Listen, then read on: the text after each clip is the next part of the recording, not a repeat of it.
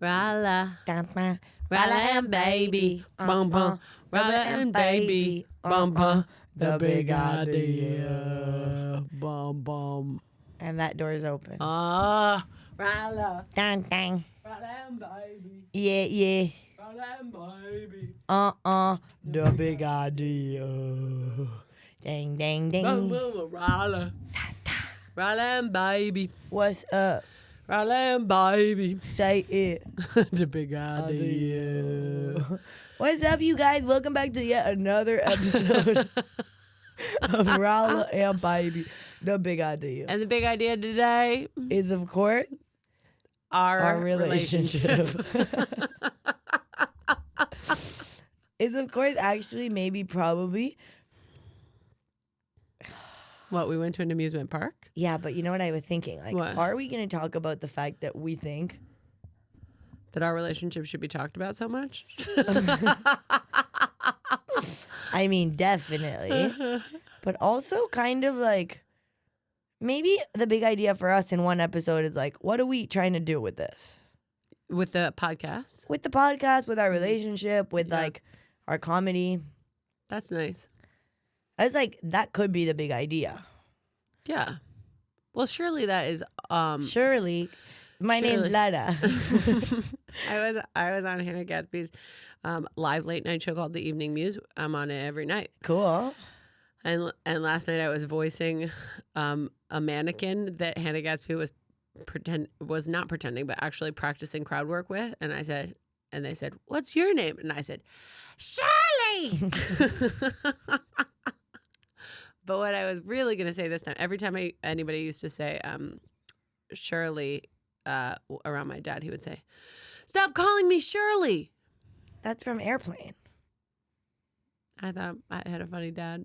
You Yeah. do, for noticing that that's funny. Yeah, and he said it all. He said it all the time. I think it's from Airplane. Have you seen that movie? It's No. awesome. No. There's a scene in there where they're trying to get a guitar up to the front of the airplane, and the guy passes a guitar through, like he carries it above everybody's head, but he smacks every single person. He smacks every single person on the head. Everybody goes, oh, and it's like a row of 50 people get smacked in the head, and he never even says anything. I feel like that's probably the second or third time that you've described that scene to me, as though you hilarious. have never described it before. But you are somebody who, honestly, usually I switch my brain off and sink into like a meditative state when people describe things that they like saw on a movie or something to me. But when you do it, I listen and I enjoy it Thank you. because you do a whole act out. And for this one I did it, but it's only because I have period cramps. You went bump, bump, bump. Oh, You yeah. did do it. And then also one thing I like to, a game that I get to play then is like I get to imagine like a side by side of you doing it and like what actually happened. Yeah, this is a guy in a suit, I'm pretty sure. Pretty good. But anyway, Shirley, I was going to say. Temple. What are the best? One of my grandma used to look like her when she was little. My grandma used to look like, maybe we have the same grandma. This would be interesting because you say your grandma magic grandma. Yeah, magic grandma big time. My grandma was maybe not magic, but she was hilarious. Oh, wow. My grandma was also really funny, but kind of mean to my mom. My grandma was mean, but not to my mom. Oh. My grandma, to us, she would be like, what are you ostrich legs? She'd say that. Why you talk like that, ostrich legs? Why you say like that? Who's going to love you? Who's going to love you? Wow. And it turns out the whole world. Could be. Um, Could be. My grandma Magic could wish the hiccups on people, would let us pick people in restaurants, would let That's us really pick incredible. a person, and then we could watch from across the room as they got the hiccups. You could tell me that story for the rest of my life every single day. I would still be in complete awe of it. I have told it 8 or 9 times to you. Well, I mean, it's amazing. It's one of the most amazing things. Yeah, it's really like also, when you just know something is true your whole life. Like, it's like, I do have some access to the fact that it is amazing, but it has just been the truth. And so now it's like a reckoning of like, wait, how did that happen? Yeah. But also it did. And then you like have to like how much investigation into that am I required to do? Because what I'm deciding is none. No. None. I like it. You lived it. Yeah. Anyway, I was going to say, surely kind of one of the points of this whole podcast is to see what we do with this relationship. I think. Yeah. I think that is the biggest idea. Yeah. Nice. Yeah. So to limit it to one episode, on. we could try, but. But I mean, honestly, yeah, this could be one of these episodes that we do again and again and again in different forms where we're trying to discover. Yeah. What are we doing with this relationship? I mean, we're already doing a lot of stuff with this relationship. Yeah. Okay. We're doing stuff. Our shows. This is one of the things we're doing is this podcast. This is the newest thing we're doing in our Tell relationship. them about the wands. Oh, yeah. Well, today I pulled a tarot card. Come on. Very new thing for me, I want to say. Let's talk about that for a second. Okay. Yeah. So we bought tarot cards for each other. Because we're at a comedy festival and we're here with really funny, smart, special, heart-centered, sweet, nice people. And two of them are Josie Long and Sam Nicoresti. And anyway, one of them was like, we should go buy tarot cards for each other because you're not supposed to borrow them for yourselves. We all did that. Yeah. I had no real interest in ever having tarot cards. Like, I like it. Anytime somebody wants to tell me something about myself, I would like to hear. Of course. Anybody who's like, do you want me to look at your hand, look at your palm, or like look into your eyes, or like read your horoscope, or like. Remember the one that I had in New York? Oh yeah, that was so interesting. I can't even remember. And it was really crazy rainy. It was really rainy that day, and they came up to me and they said like if I'd like to have my like something read. I don't know what. Yeah. And it wasn't cards. What was it? I don't know, but she said something quite crazy. I can't remember now, but I remember that whole or something. Yeah. She like said something about my transition phase. I'd be interested actually to remember. I mean, this isn't interesting for anyone to hear about right now, but like you should look it up though. I'm sure that you wrote that down. You were in there writing when that happened. Yeah, I was. I have a notebook, some red one. I don't know which. But that was like such a transition phase, of course, especially in those phases when anyone wants to relate anything back to you.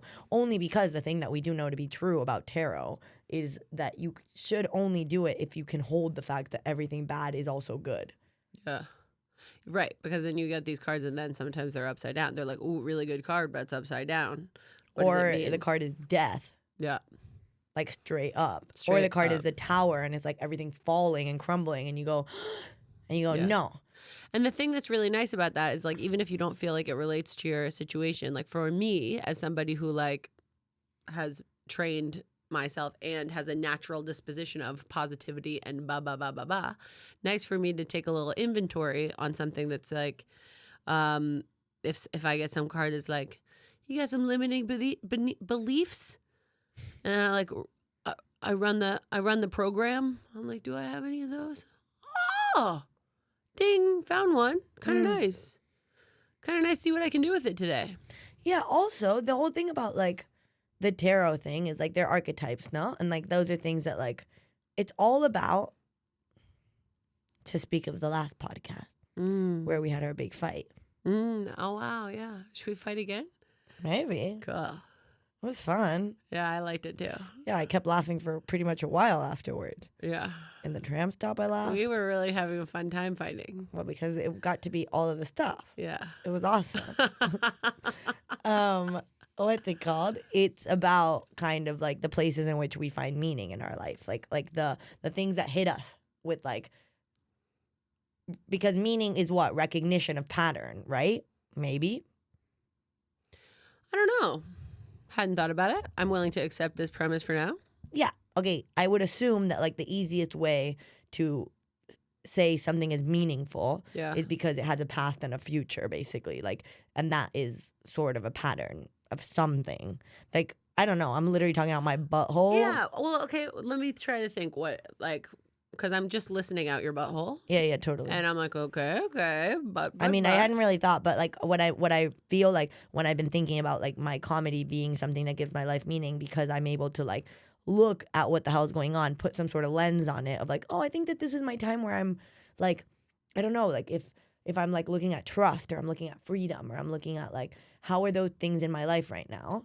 I can see how they were, how they weren't, and then I can see like my relationship to myself in the past and how I'm relating to myself now, and like where trust comes in.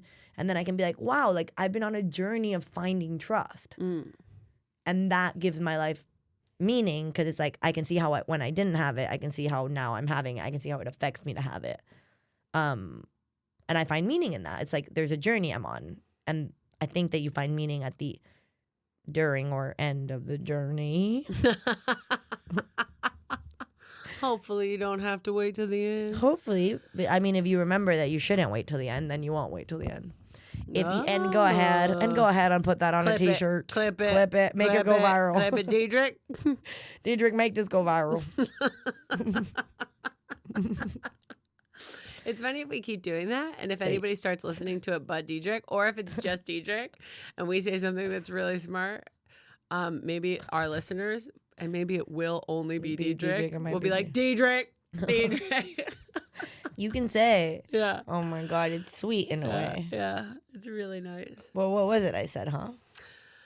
You were saying you were talking out of your butt about meaning and finding it. Oh, the thing you just said that we're gonna clip is that hopefully if you know that you better find it before the end of the journey, then that's how you find it before the end of the journey. Right, big time. Right, and that's why near-death experiences, people are like, wait a second, reset, wind it back. Oh, no, you can't. I'll have to go from here. That's what that is. That's good.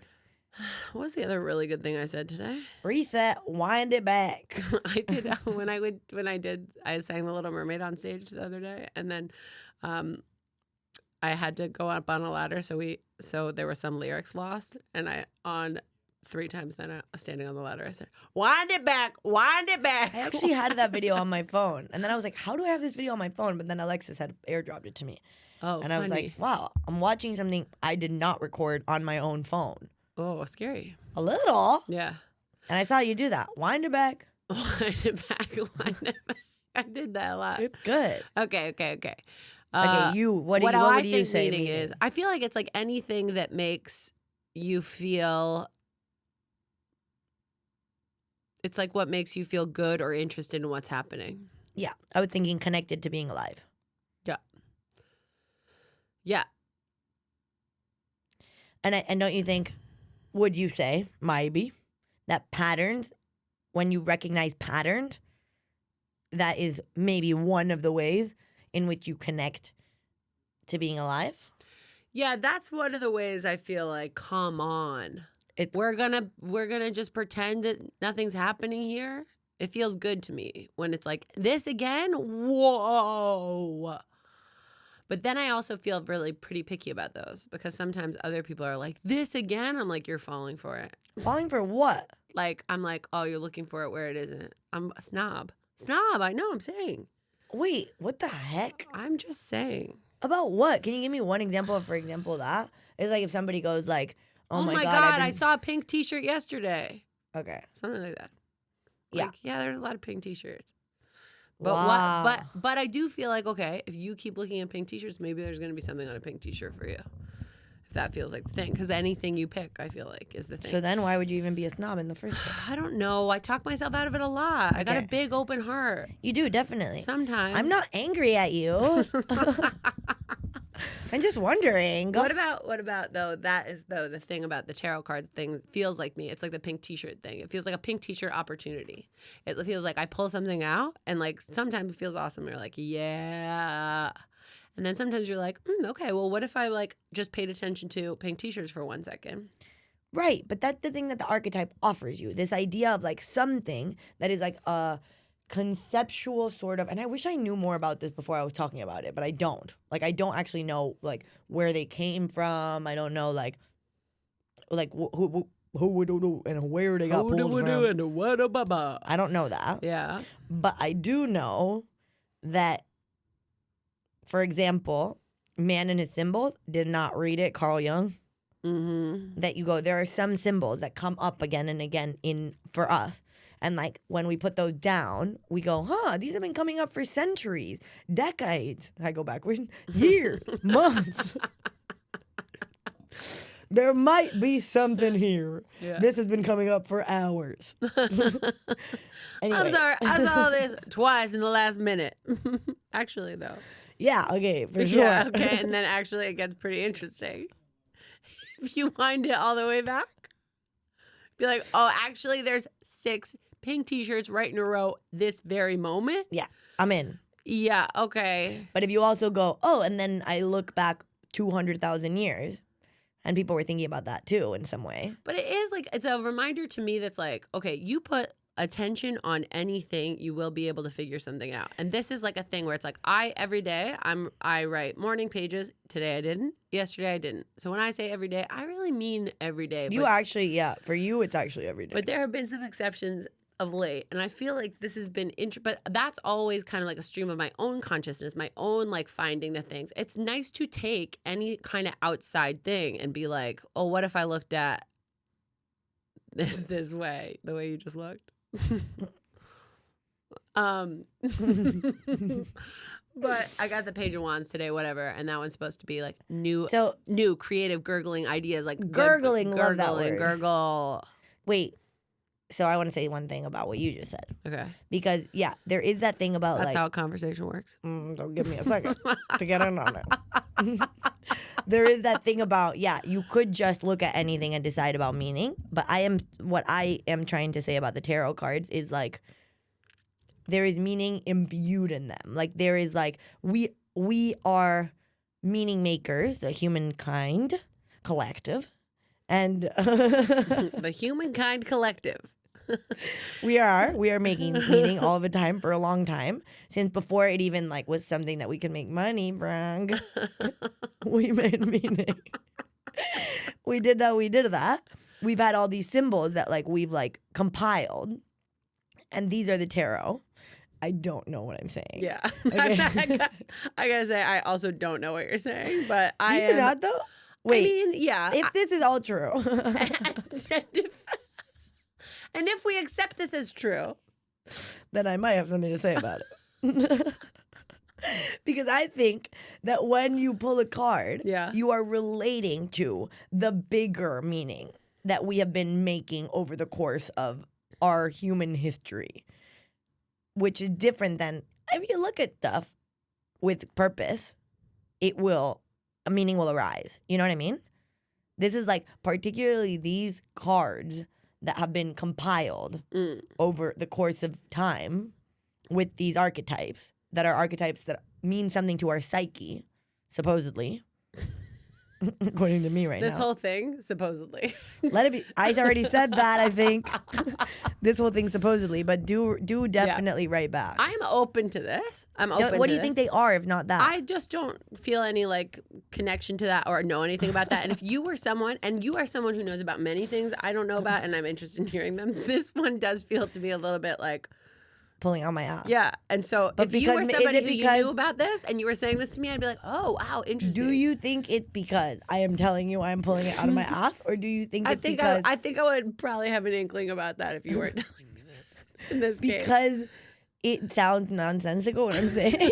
No, it does sound like something someone who did know about it would say. But what do you feel about like... Empty. I feel like it's empty. I feel like it's like, I feel like it's like, okay. I think you might be honestly saying the exact truth. I honestly think. I have a feeling I am. But you are not saying the exact truth because you don't know it. No, but that's not ever how things go.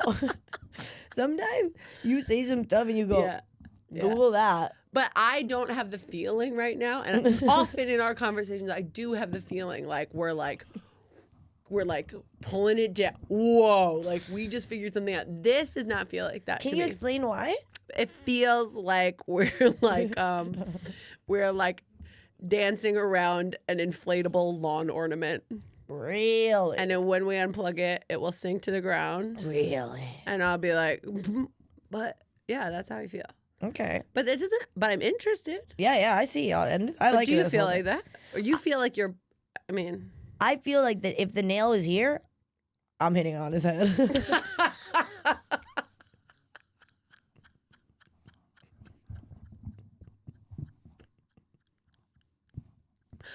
Last night, I was hanging out with Sam, Nick, Rusty. We were doing a puzzle in my room. And we kept doing like a long thing about pearls before swine. Be like, these are pearls. And what they're before swine was like the simplest one. It's like, oh, maybe you want to go on a computer. Maybe you want to Google pearls. And maybe you want to open the next tab, the next one after that. And then you want to Google swine. But you want to make sure the tabs are in that order because you want to have the pearl before the swine. Is this a saying that people say a lot? Pearls before swine? When would you use it? Yeah, like it means like that you're like giving like all the good stuff to people who can't appreciate it. Pearls like, before swine. Pearls in front of swine, like in front of before, pigs. yeah. Yeah. And it was so funny. That is funny. And this was after I reenacted the entire Little Mermaid thing I did where I took off my clothes and had a tail in my room just to Sam Nicoresti and then threw a cup of water in my face. Really? That's so because kind. she was like, can you walk me through it? Can you just tell me what happened? Because she missed it. And then I was like, I think I am going to reenact it. So I like changed my clothes and then I did it. That's such a gift. And she was such a good audience. She was like this, like. That's amazing. Yeah, it was really nice. And then it was really sweet. And then we were Cup doing of water is awesome. And then we just kept being like pearls before swine. But actually, that performance was not pearls before swine. They were really appreciative swine. Yeah. Pearls before really appreciative swine. They knew. Yeah, they were getting pearls. Yeah, they knew. They were like that swine. Yeah. gobble those pearls up. These swine knew about pearls. Doesn't help. Never makes them better. But they knew about pearls. Swine. But good swine. Good swine. Yeah, but pearls for sure. They actually could tell. Swine. This is about a relationship. In a sense. It's actually because what it is like about at some point in our relationship, we decided, I guess it was a decision to like trust that the other person had something real to say about being alive, probably. Which meant that like we can have sort of these, like the other person can be really trying to figure something out and the other person can be like, I don't think there's anything in that. It is nice. It's amazing. But I was just thinking, actually, do you feel like I just like popped your inflatable yard balloon? No, I think I don't feel you completely. That I don't feel. You don't feel like I got it. No, I don't feel like you completely said the reason why you don't agree with that idea. You told me about the feeling that you're having. Yeah. But like I don't know what you think the tarot thing is. If you were to think it was something maybe different, and like then you have like a sort of explanation about why you would think that it's maybe not what I'm saying. I think that it's mostly that I just like don't know. I don't know. Yeah. And I don't like. I don't know. I don't know. Like I don't feel any like, oh yeah, like What I'm about really when I use connected to that- coins and wands and whatever. I don't feel any real connection to no. those images. No. And so also, if somebody was like, these are things we've been dealing with and then gave me some examples and they felt like, and I whatever, then I might be like, okay, yeah. But it feels like What about when I brought up Carl Jung? That was interesting. What I feel like I'm in is like I'm in a history class. There's a substitute teacher. They have a lesson plan. They're reading it for the first time now. And I'm supposed to take this seriously because I'm 15 years old. And I'm like, okay, I do like this substitute though. I really love this substitute teacher. She's young, she's fun, she's cool. I'm glad my teacher's sick. But this substitute teacher does not know about this subject. But I'm interested. That's perfect. You're right. Yeah. I'm just looking. But as this substitute teacher, much more interested to listen to than most of my regular teachers. I know you feel that for sure. Yeah. That is funny. As a way to think about your friend? Yeah. That's a good way to think about your friend. Okay, good. Well, yeah, because Good. it's totally. Yeah. And there are some things that I feel like I know, and this isn't one of them. Okay. Yeah. But I do have the feeling that maybe later we'll find out that I was sort of right. But like, it'll be like, wow. Yeah. It won't be like, I knew it. Yeah. It will be like, oh my God. Yeah. But it's nice because I could still like it's really nice. Well, this is what we were talking about this morning. Is like the trap. We were talking about the trap for a tiny second. Well, because I was thinking about the trap yesterday because it's like it's so funny to think about the trap of being alive, like in terms of that if you remember, there are some things like that, which we did fight about last time, that you were saying maybe there were no things like that. What? Consistent truth. I don't think I ever said that. You said about change. You said about the Octavia Butler. You said that's the part you like the least about that book. Well, I don't really have this. Okay, we just were at a Luna Park, amusement park. Here's the proof. And here's the proof. And the proof is in the pudding. Gun to my ass. We just went to Luna Park. I'll put my hands up. I'll put my hands up if you don't think we went to Luna Park. What's the other one you do all the time? For crying out fuck. Crying out fuck. No, that wasn't even the one I was thinking. That's a good one too, though. I don't know, but there's probably one in Pigs Before Swine. Yeah. I'll be thinking about that one. Yeah, that one's good. Adage. Pigs Before Swine. I love adages. Lotto does some of the best adages in the game. Well, then they're available to anyone to take as long as they say that they heard it somewhere. Okay, we were just in line. Yeah. And a bunch of our comedian friends getting on a thing. It was me, Sophie Duker, and Lara, and we were waiting. And I was very happy in the line because I was playing with these little kids who were pretending to take me to jail, pretending to shoot me. Lara was playing too. Sophie Duker was like watching from behind us, and then got dragged into playing a little bit. And she was very sweet. And then all the rest of the comedians could get on the train, and there were still 3 spots left, empty spots on the. Sophie and Lara, infuriated by this fact. I wasn't infuriated. Vibrating with fury. Now she's in the fetal position because of the cramps that I'm having in my uterus that are actually training me. They're training me for if my baby's breached. So I'm actually quite thankful. Did you watch that video that I sent you about the people rapping about the breech baby? Yes, I like that. You would like that. I did. I like it when couples are making each other laugh through raps and stuff. Yeah. I love it when couples can be like, yeah, the other person. It was this couple that are going, she's breech,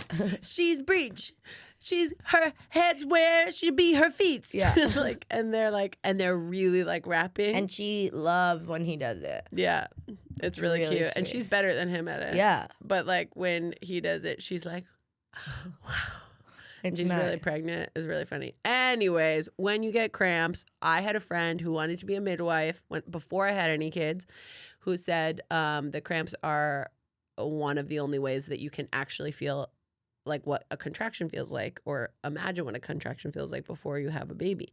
And that changed the way I thought about cramps. They still hurt. But then after I had babies, I got nostalgia when I got cramps.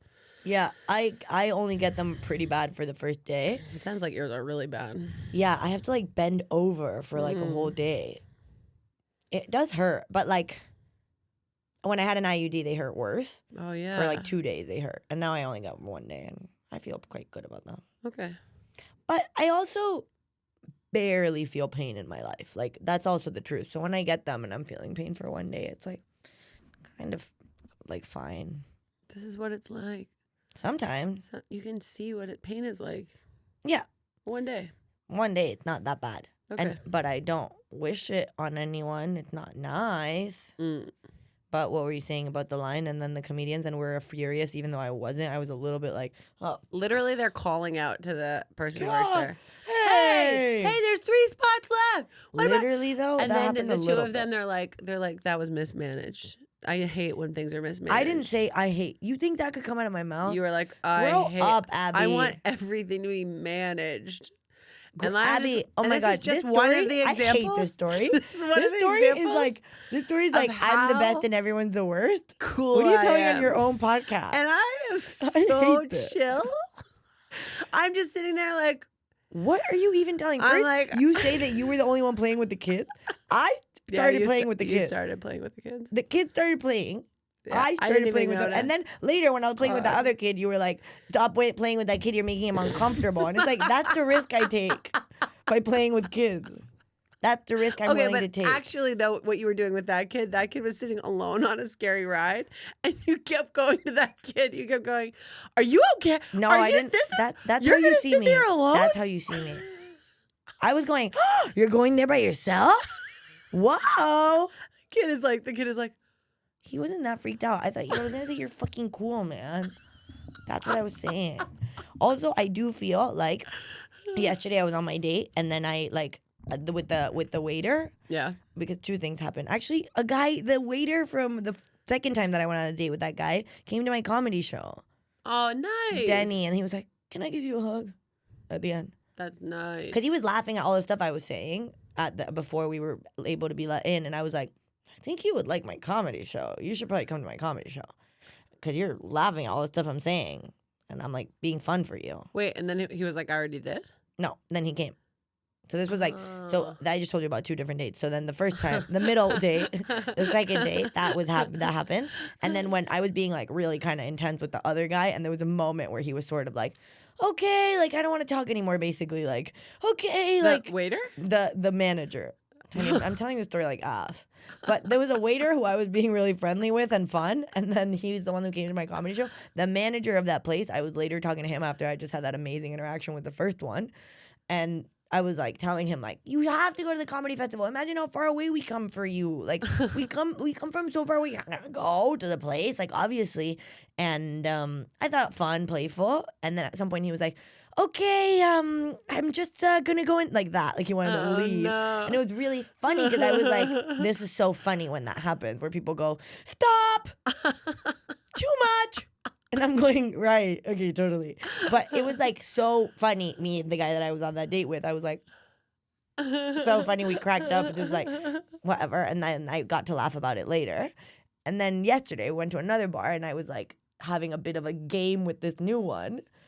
And I was like, waiters are a really special one that you get to have a game with, because you have like a long time relationship with them. Like at least like 45 minutes of like seeing a stranger in cyclical instances. Whereas like to think of like the times that strangers are at your disposal and you are at theirs, if you do it with loving kindness in your heart, which is the thing that is the basis for everything I'm ever going to say.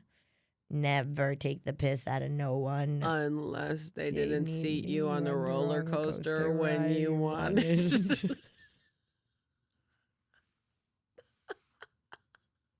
Is what she says all the time.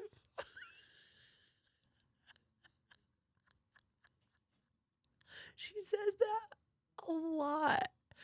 She's trying to make it an adage.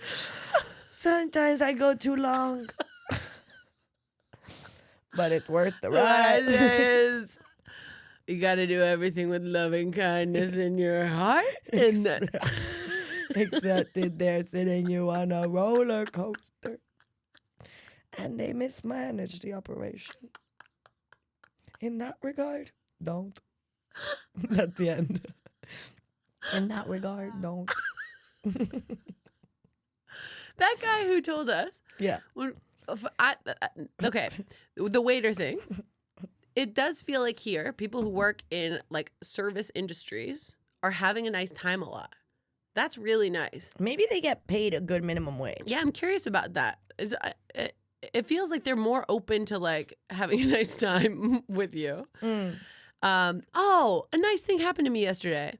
Okay, so all right, and also like when we were just at this amusement park where Lara got in a fight with a roller coaster operator, a knockdown, drag out fight.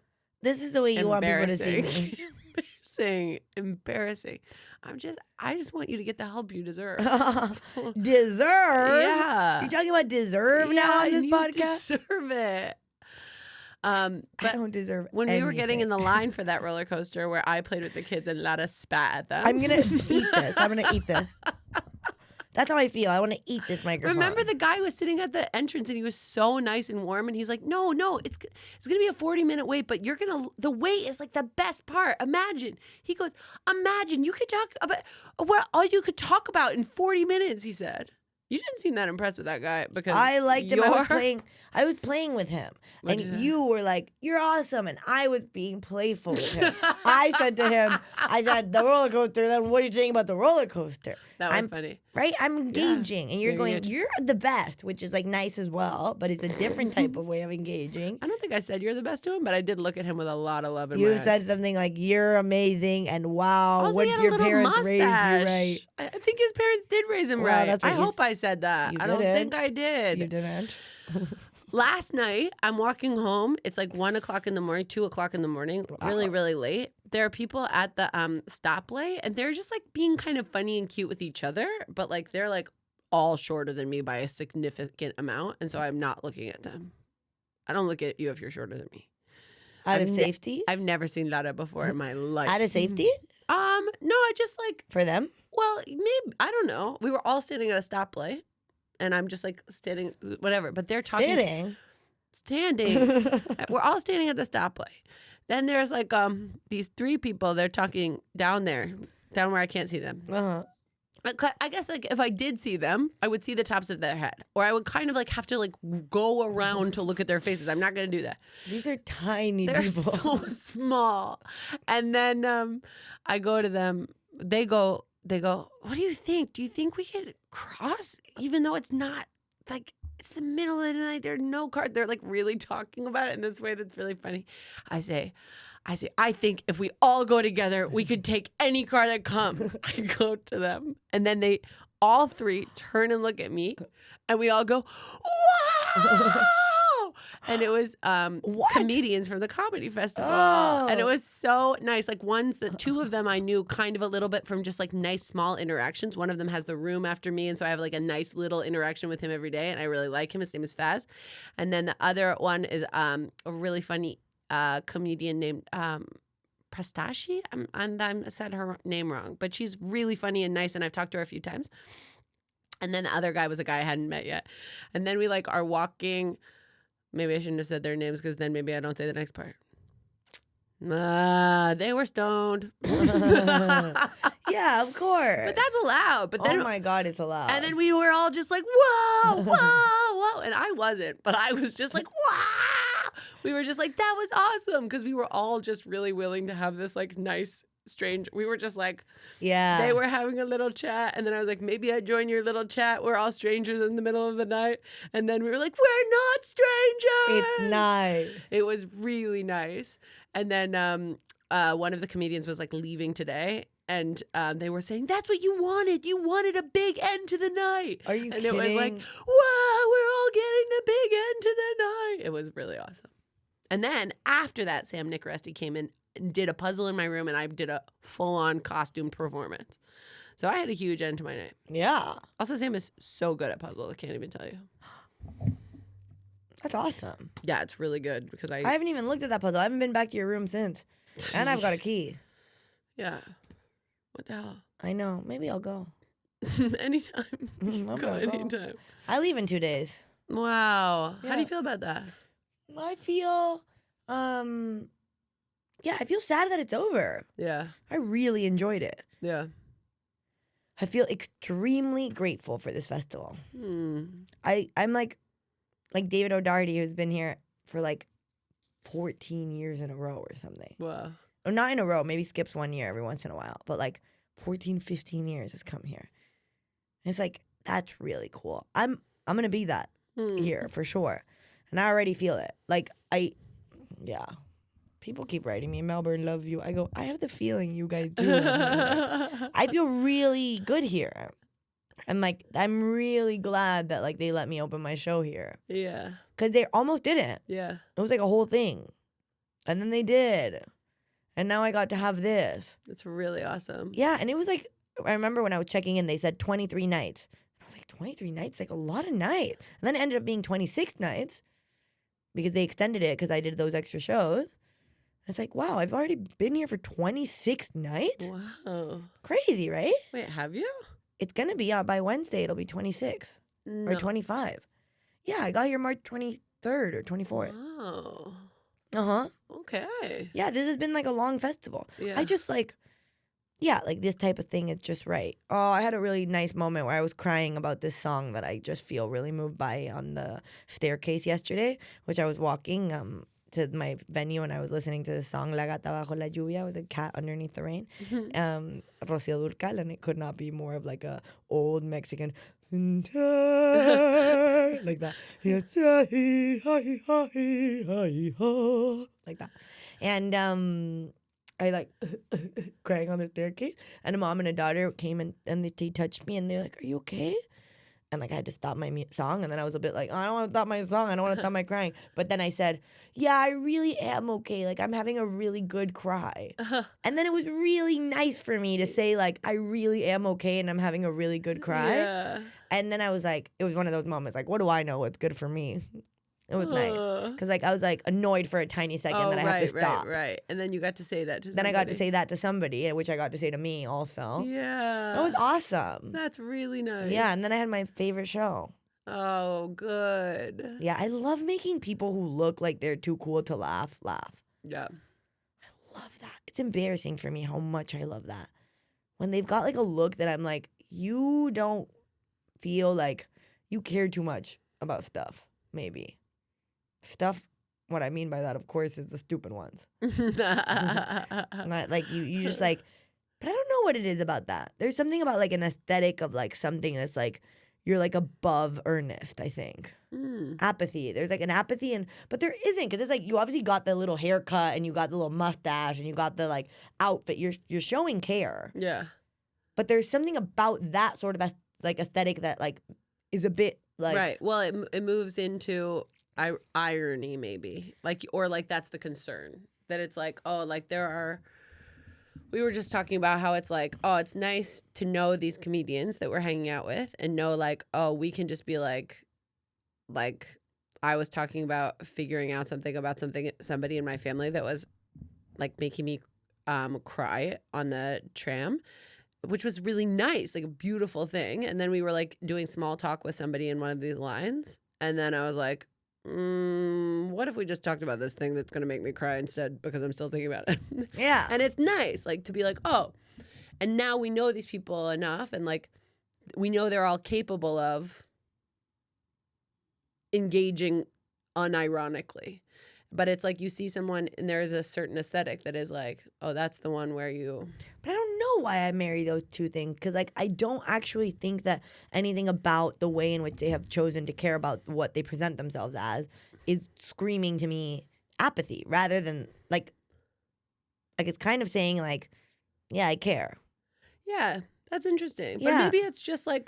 coolness. Like coolness has like this apathy thing, like old school cool, but like not old school, but like high school. But it's like these aren't like high school cool. These are like artist cool. Yeah, like anybody who's spending their time doing this, like coming to these shows or like thinking about this is like really, yeah, they want to. That's nice. It's nice how much we get to be around people who are doing what they want to do, going to watch what they want to do, making things they want to do. That is a real, real gift. Yeah. To be around. And that's also honestly how it feels like with these like people in like restaurants and like Luna Park, like the people operating the rides today. We're thrilled. They were happy to be there. That is incredible. It's incredible how rare it feels. Yeah. Too, to be like, oh, right, this should be a fun job. And it looks like you're having fun doing it. Yeah. And we're so used to accepting that people are like looking miserable. Yeah, but there's also, because it's something about like the like idea that like you shouldn't, like you're doing something wrong if you're happy inside of the capitalist system, you know? Like you're sort of like betraying your species. Like there's like that. It's interesting, I guess, but like that does nothing for me. Me neither, but like it does sort of feel like there's the thing of like get home from work. You go, oh my God, long day at the office. And it's like you're doing it right. I guess, I don't know. I remember that's like a thing that I had talked about with my ex. That was like his family would get home like after their work and they'd be like, And it was like he would get home after school and be like, it's so cute, like emulating this sort of like tiredness of like, God, isn't it tough? My little kid, my daughter, when she was like 1.5, she spent a lot of time with her grandparents for a while because we lived with them in their basement. And so she loved them. She loved my mom and my stepdad.